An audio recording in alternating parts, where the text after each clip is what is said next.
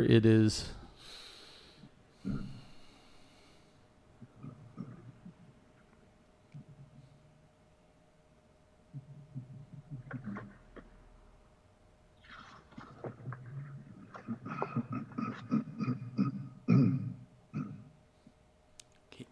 All right, we are going live in about 10 seconds. Stand by. I'm going back into the TriCaster interface. Bob Burden just tried to call me. Bob, I'll call you back. We love you, Bob. Hey guys, Philip Nelson here. Welcome to a special edition of the Philip Nelson podcast. And I am your host, Philip Nelson, and we are super excited to go live with you today and tell you about a really cool upcoming event we have here at Nelco Comics. For those of you that are video nerds, I am using a TriCaster Mini 4K here, and I'm actually controlling it while I'm on camera through NDI KVM, so a little behind-the-scenes look. I'm also excited that we have a co-host here on the Philip Nelson podcast today, and it is comic book historian and manager of Nelco Comics, Bill Field. Hi, guys. Bill, do you have any wise words to say here real quick before we get to our special guest? Why, yes, I do, Phil, and thank you for asking.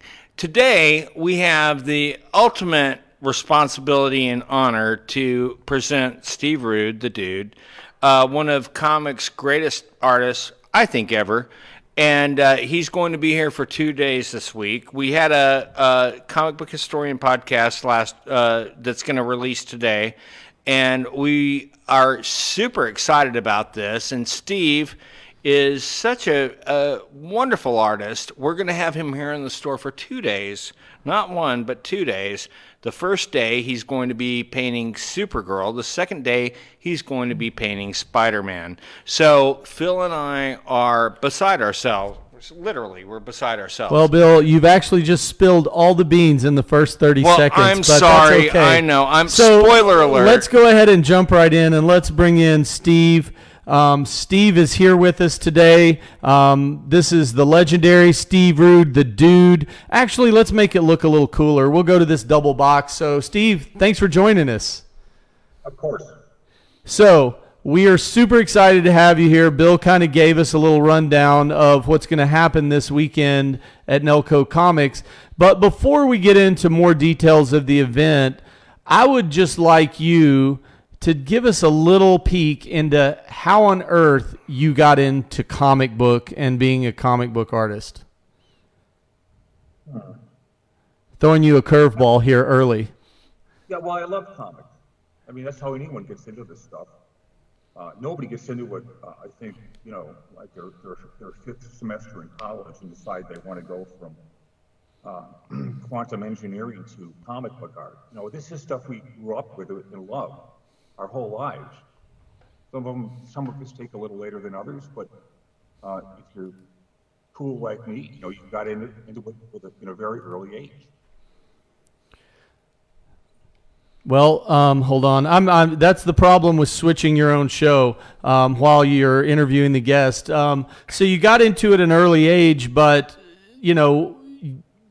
as the '80s hit, you co-created one of the most iconic indie characters that I was going to say it had a long run, but it's still going.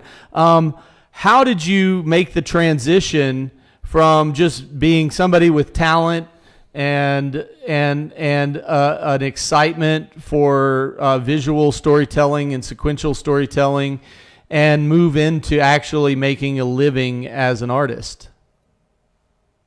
I'm barely making a living now. I actually don't even get paid for what I'm doing. When you're doing these Kickstarter things, all the money goes to production. And that's just the way it works right now. Janelle's not getting paid. My wife, who does all the office work. We have to pay the colorist, the designer, and the printers. So that's a couple $1 billion right there. But we don't make enough of a profit to actually get paid ourselves. Maybe that'll change in the future when I get a patron who wants to support.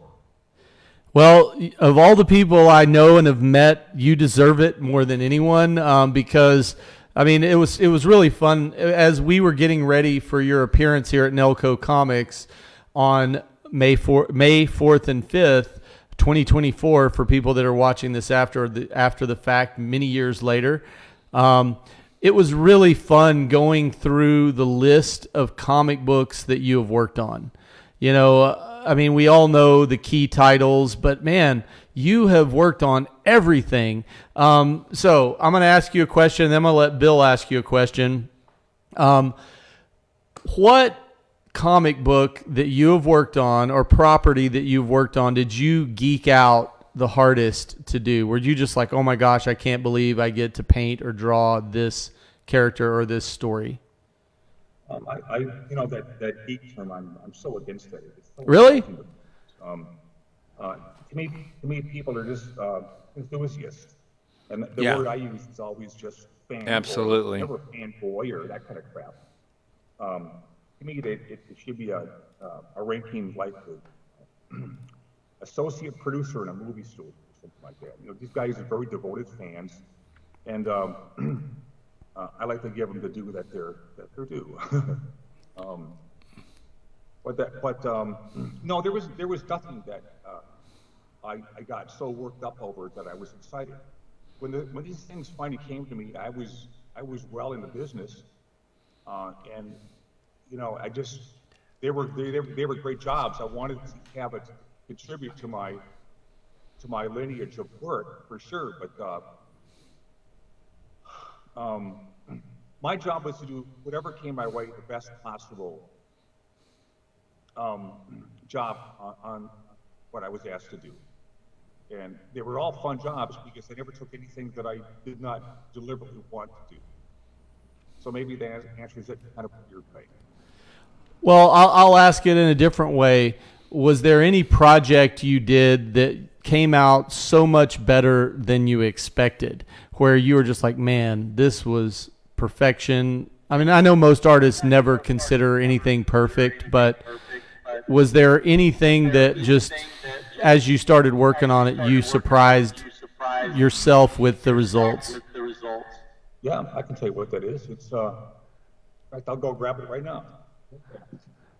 That's exciting. We get a show and tell. I know. It's always good to get a sneak peek into the Let's studio do some of interim Steve music. Rude. Steve Rude. Okay. So the book that I'm most proud of, and this won't come as a surprise to other artists because they always say the same kind of thing. Omnibus. My latest work is the best, and this is it. This is the book I'm most proud of right here. That is wonderful.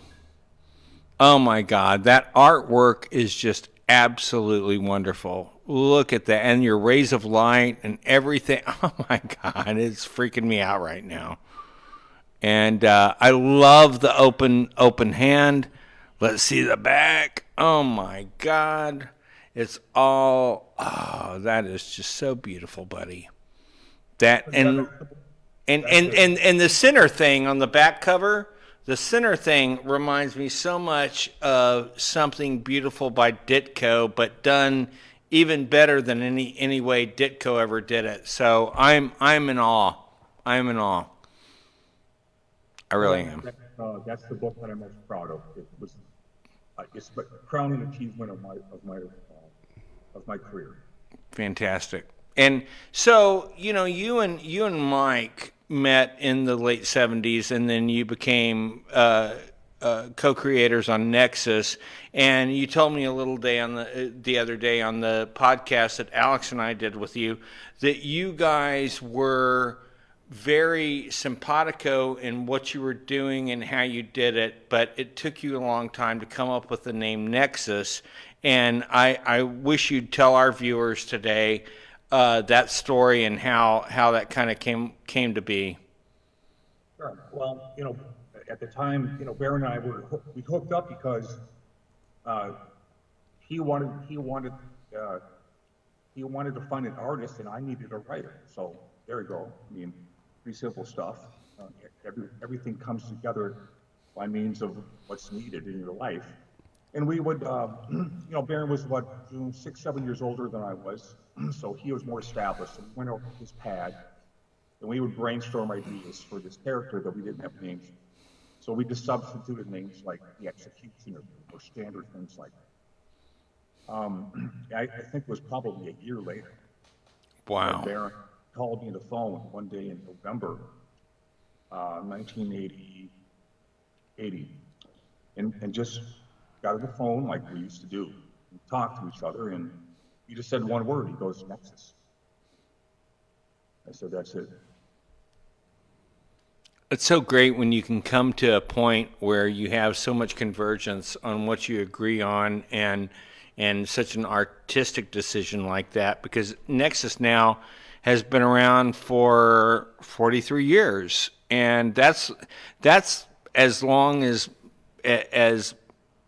more than enough comic artists get a chance to carry a character longer than Alex Raymond, who of course died too early.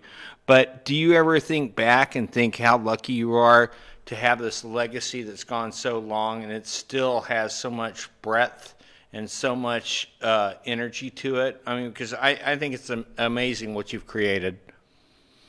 Well, I have, and I've always had an extreme drive, sense of drive. I would say it's kind of, if you were to,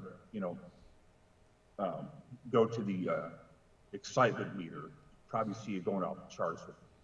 So you combine that with this perseverance and the love for what you do, and that's the combination. Otherwise, you have no reason to get up in the morning and try as hard as you did 10 years ago, 20 years ago. We see this a lot in the comic book business. People just fall by the wayside. Things happen to the way they think, and their work generally doesn't get better from their Right. apex. Everybody has an apex. Mostly for people it's in their 20s. For rock stars, almost the greatest stuff they ever did is in their 20s. And by their 30s, they're ready to break up. Because the record business is tough. The comics are a lot less tough because there's not the kind of money. It's always obviously based around those kind of factors.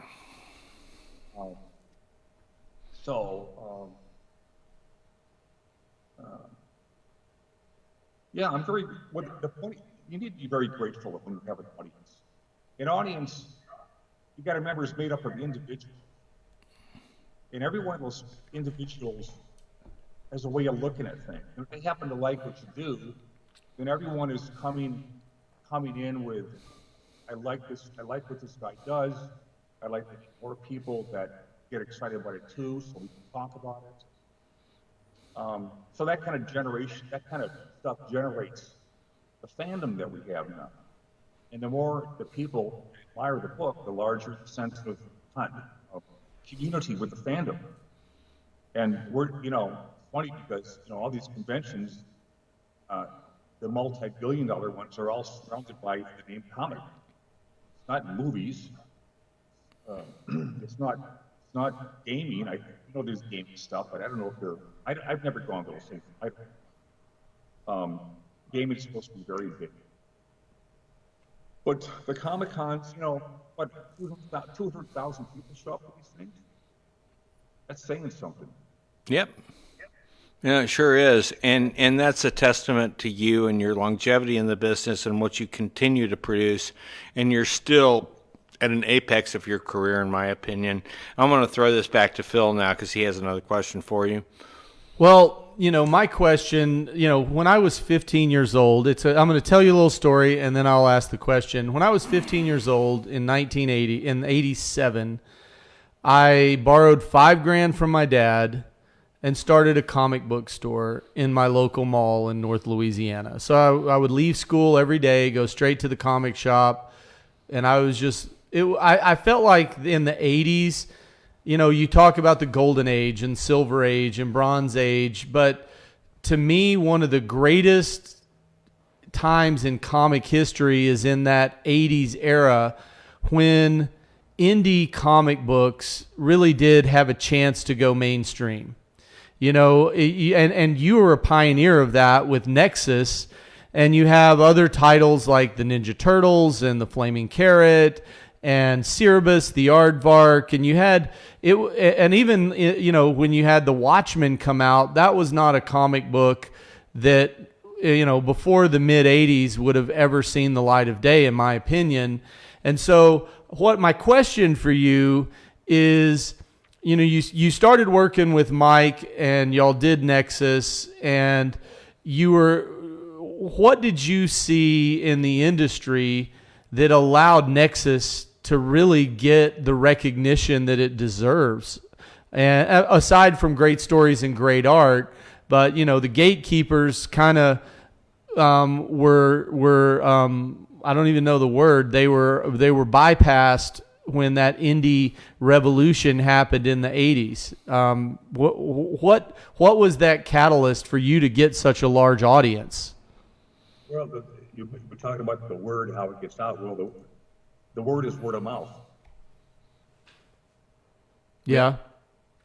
Absolutely. So, that's how everything begets something. We were out of nowhere with something different. People always glom onto something different. I remember talking to Bill Leibowitz from Golden Apple Comics when he was alive, and he goes, I'll never forget what he told me. I like people that can break things down to very, very simple,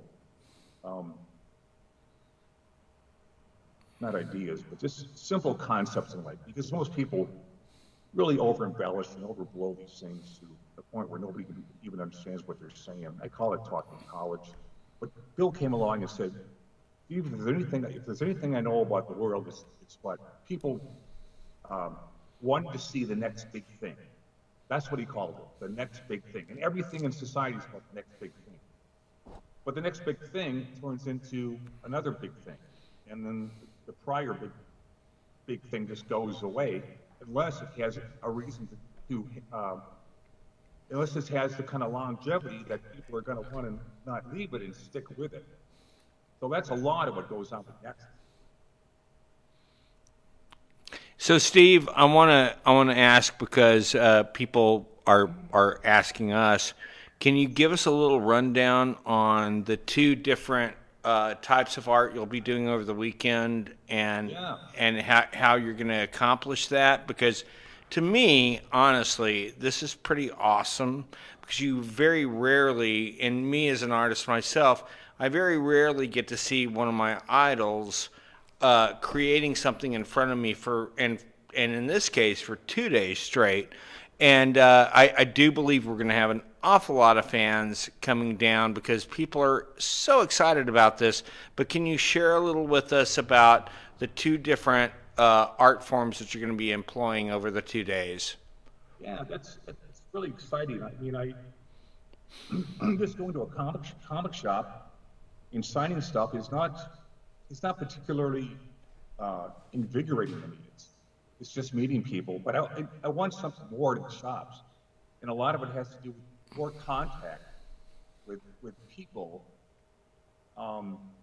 than just sitting around and signing books. So one of the ways I want to do that is to do demos.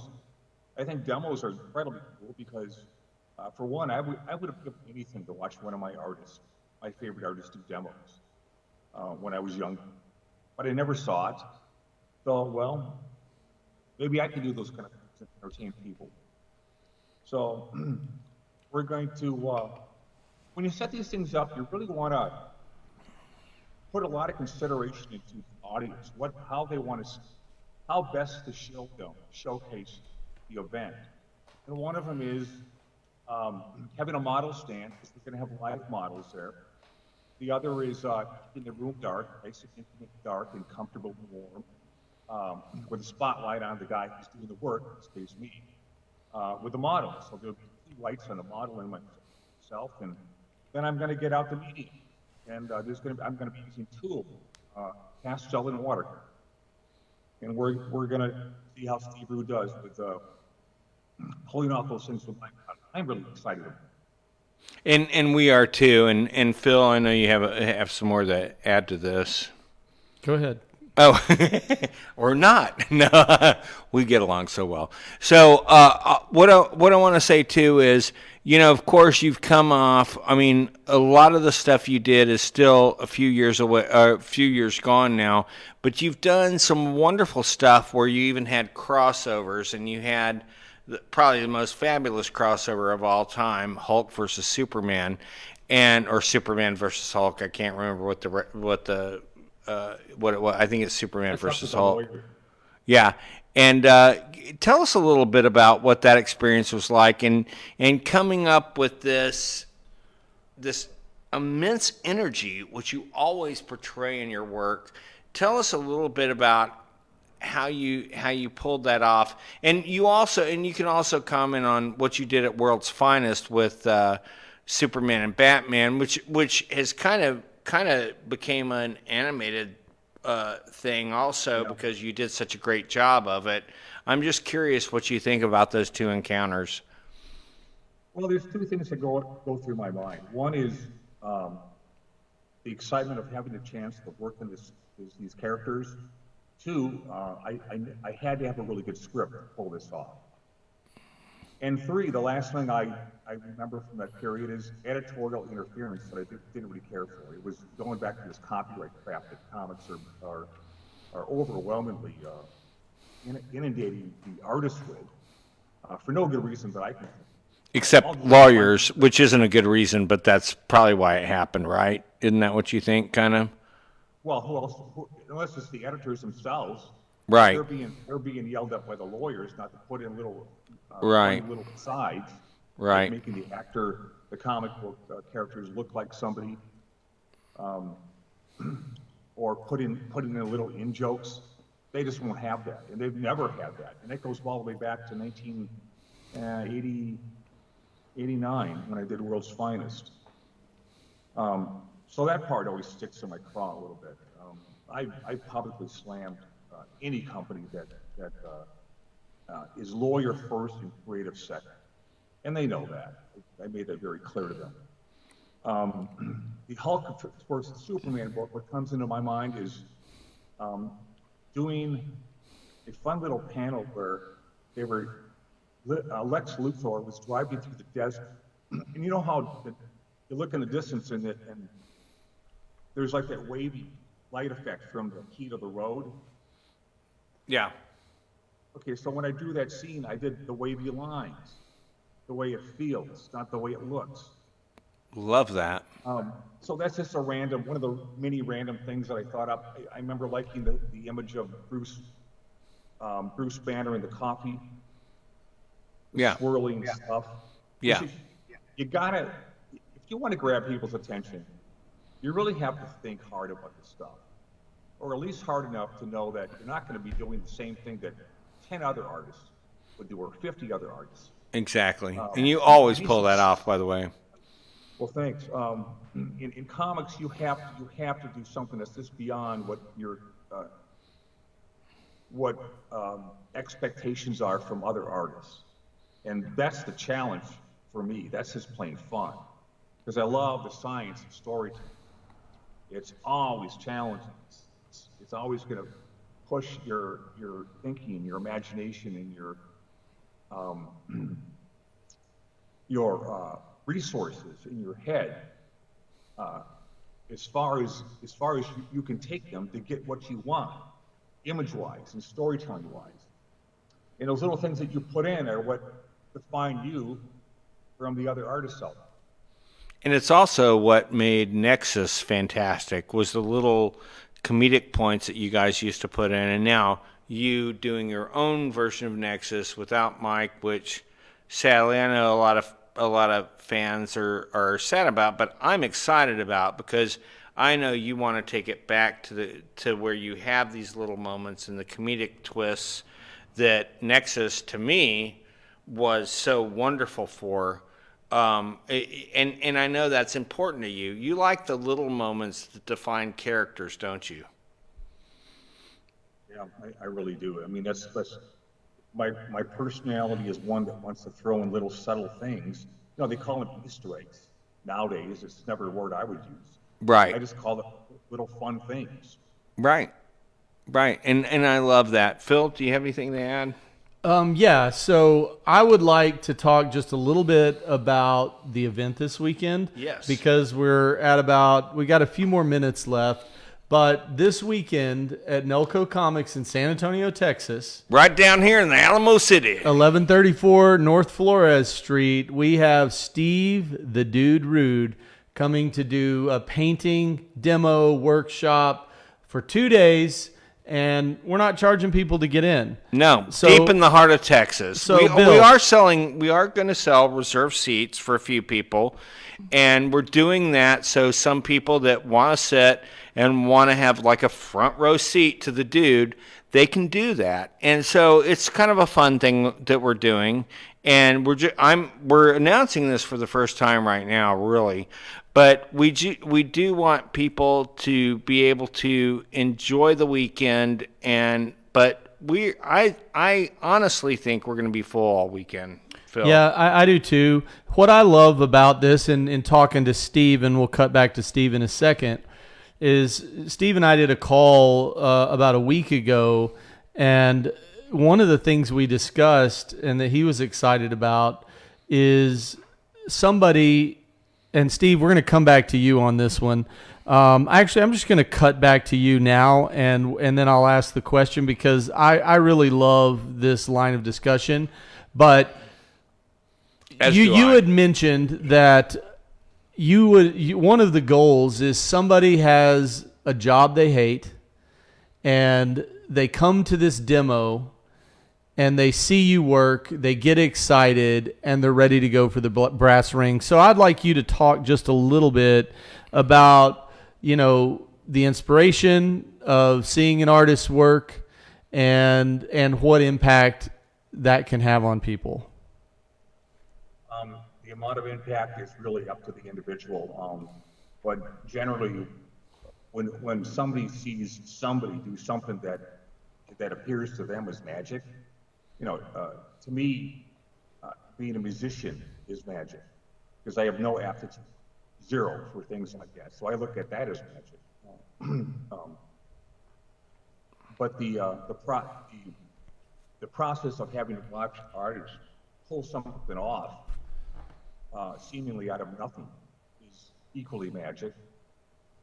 Obviously, I don't see it like that, but others will. But to me, it's what I do. I don't think of it as a job. My dad had a job. I don't have a job. I don't wear a tie to work or nice shoes. But most people in life, they kind of float through their existence. They have jobs. A lot of them, they have to have jobs. And but they're not satisfied. They're not happy. So the idea that somebody might walk into the shop here and just, randomly, out of nowhere, they weren't expecting to come, is one example, as opposed to the people that deliberately want to be there. And they see this thing going on, and they're pretty curious about it. So they come in, and some kind of a weird spark might take place. In fact, I'm almost sure that's exactly what's going to happen to anybody who comes in, because I have no intention of boring any of you. I can entertain people, talk while I work.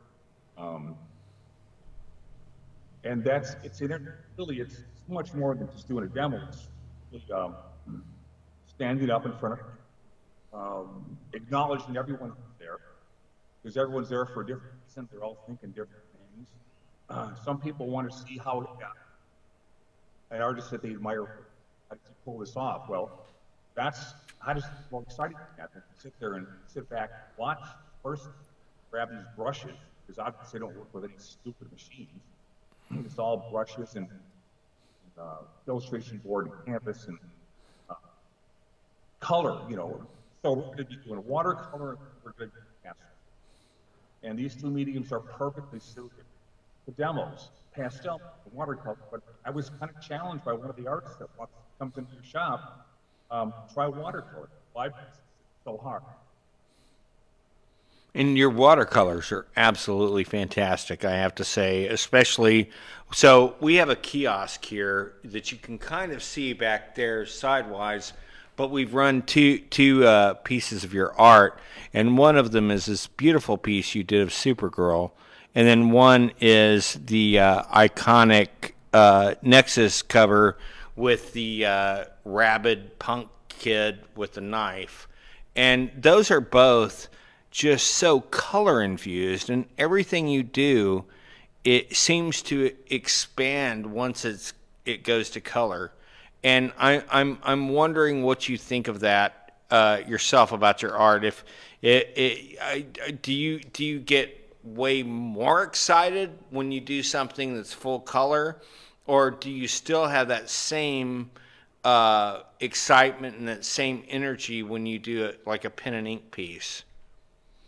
Well, I've been trained. I say trained because I've learned these things from different teachers and taking workshops. But it's all over the board. I teach myself pen and ink. Comic books are brushed pen and ink. When I say pen and ink, I'm thinking about the old style masters from the 1920s and 10s. Those kind of guys. And that's an art form that nobody practices now. Everyone did back then. So that's another challenge, fun for me. I don't see anybody doing it.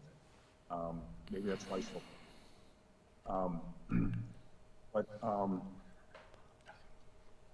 no, I'm not content just to sit there and just do one thing. Art is a playground. It's a huge playground where you can Absolutely. stop with this one thing. Yeah. It's got everything you could ever want to try and use, make a picture with. And I think that's what's so exciting about the medium and the sequential art, because you're basically directing a film but on paper. And as we come to an end here in our podcast and the lead up to our Rude Weekend, I'm wondering what you can leave us off with for the fans and people that are just looking forward to seeing this process. What can you leave us with to get us excited and coming to the store this weekend? Well, the worst thing you can ever do when you're in a public forum is bore people. So I make it a practice never to. You won't be bored when you come here. You're something's probably gonna happen. Whether it's seeing the demo or happening to bump into people with likewise interests, or any number of things. I mean, there's a really cute model showing up on Saturday. There's one reason for the guys to show up. There's a handsome dude showing up for Sunday, who's going to be in a Spider-Man costume. So, how does an artist go about making things look real? Well, you'll find your answer out this coming weekend on Saturday and Sunday. That's amazing, and that will be, of course, May the 4th be with you, and May the 6th, May the 6th. And so I do want to throw this back to Phil now, but we can't be more excited to have you come down. And this is one of the last opportunities we're going to have to talk to you before we do that. But now I'm throwing it back to Phil to kind of wrap things up. Well, as we wrap things up, I do, May the 4th is Free Comic Book Day. And we've kind of teased in our ads and our promotions of this Rude Weekend in San Antonio that there's going to be something cool for people. And the art is cool, of course. But, Steve, I would like you to make a little announcement of the secret package you're having shipped in for the Rude Weekend in San Antonio. And I would like you to talk a little bit about why this secret package is important and how cool it's going to be for the fans that show up. And boy, is it. Well, first and foremost, I'm not working through the big publishers anymore. And it's something I've been kind of harping on, trying to get into the ear of people who strongly suggest that if you don't like the way comics are going, if you don't like the way the big publishers are doing things, do your own. That's what I'm doing right now with Nexus. We have these unique opportunities. We all know about them, this crowdfunding stuff. And that's what I'm working through. You can work through it too. And either force me. So, hold on. I'm going to cut to me again. That's the challenge when you're tech directing and talking. You got to be running all the equipment. It's going to be like, excuse me, it's going to be like you this weekend because you're going to be painting, you're going to be doing watercolors and pastels, but you're also going to be interacting with the crowd. But I would like you to talk about that comic book that's coming in and just kind of go ahead and debut what is Tease it. awaiting people. Yeah. Don't even have to be a tease. We can be really blatant now Blatant, because yeah. it's this week. But tell us what you're shipping in, how much it's going to be, and what it is. You know the big book I held up? Yeah. Okay, well, this is what I intend to do for the rest of my life here. These gigantic, So wonderful. Yeah. 300 pages long. Well, Janelle, my wife, came up with a shrewd idea to publish them in installments. So we've got 5 issues that make up one of these big books here that's eventually going to be published as a big book. And they're going to be in comic book form. So they'll be accessible to all people who like comic books, the size that they are, and the way they look. That's all going to be there.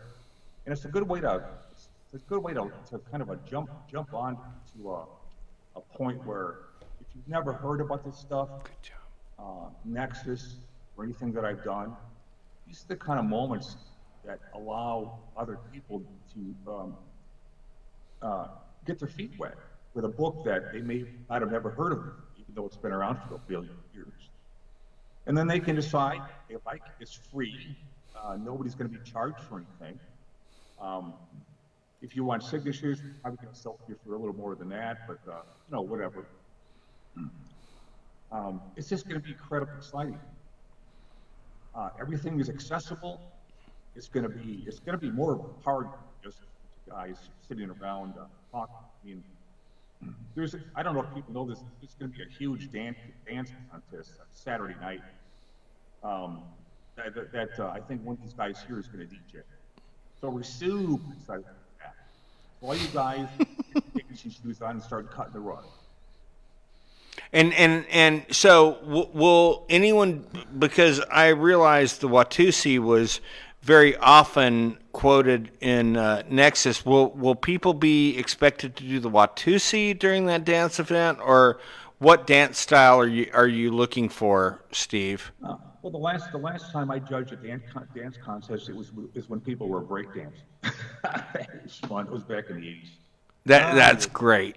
I think if great. Bill and I attempted breakdancing, it would be literal, it not would break figurative. us. Yes, that yes. would be a scary sight, and people would pay us to stop. Way past the age that we can pull that off without hurting or straining something. But So Steve, you mentioned something on the Nexus book that you're having shipped in comic book form.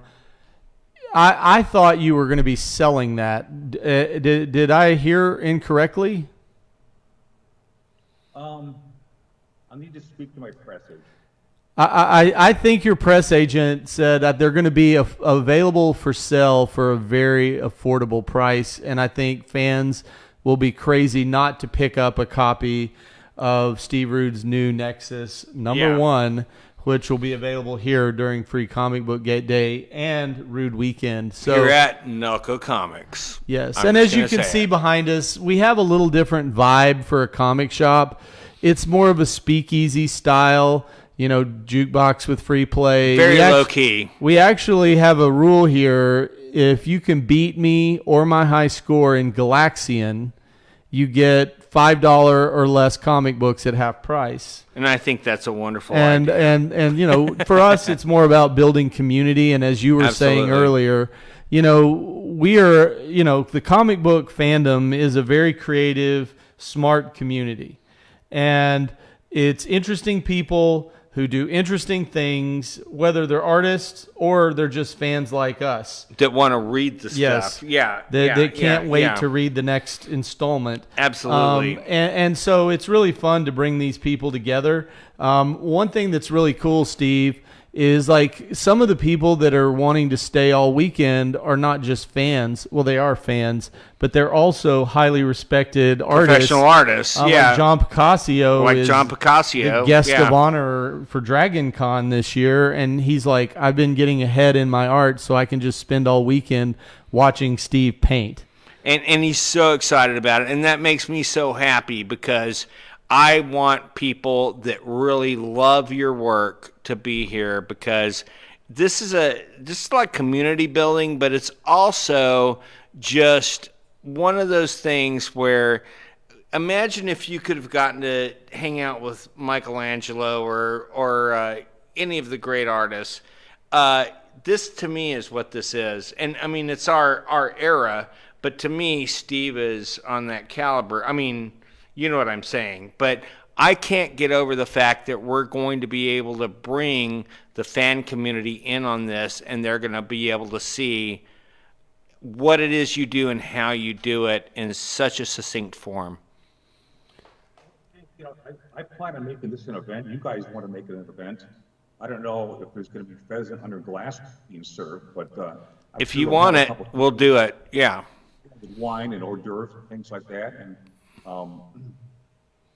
so all the things you expect if you were to say you go to the Playboy Mansion, including the girls, you're going to get that when you show up this weekend. Well, okay. And you'll get Bill as well. And you'll get me as your host. So, Bill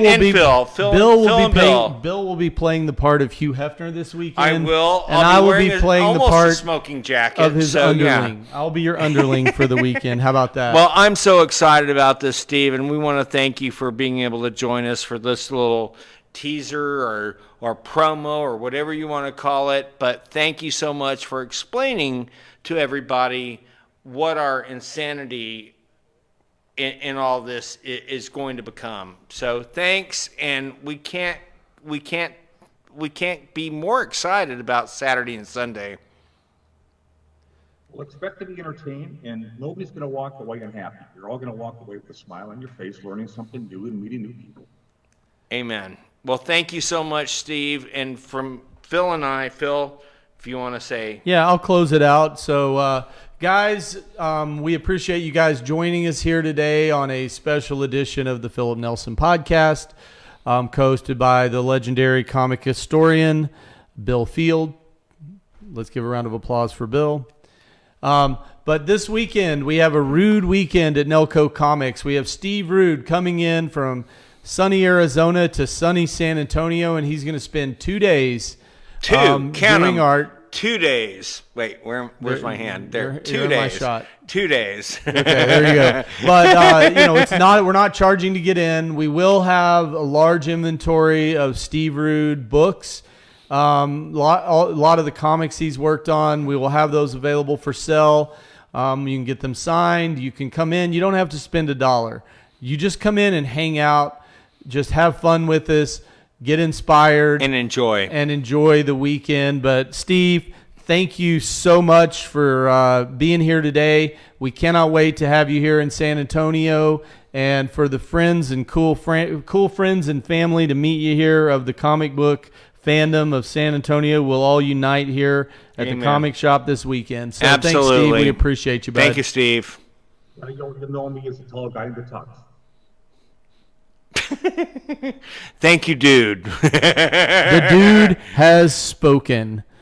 He has All right. spoken. Well, that wraps us up. We'll catch you guys next time, and we'll see you this Saturday, May 4th and 5th, Saturday and Sunday, May 4th and 5th at Nelco Comics, 1134 North Flores, San Antonio, Texas. Come hang out with us. Beat me in Galaxian and learn some of the secret skills of the dude. Thank you so much, guys. We'll see you.